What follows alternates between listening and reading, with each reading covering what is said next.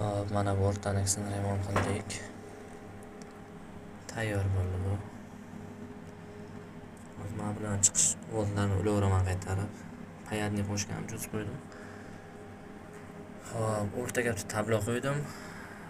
Oldi orqa motor, plata, 4 ta konsovik qo'yildi.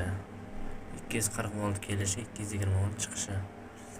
Bunisini ham profilaktika qildim, zakonni ishlayapti. Bunisini ham profilaktika qildim, zakonni ishlayapti. Mana bunisi o'sha hamma narsasi yechilgan ekan, bu zapasmi endi bilmadim. Ishlamayapti u. Zapchaslari mana. Ikkita motor, plata, tablo, mana 4 ta konsovik, mana zapchaslar hammasi alishdi. Hozir taxlab chiroqlab ketamiz.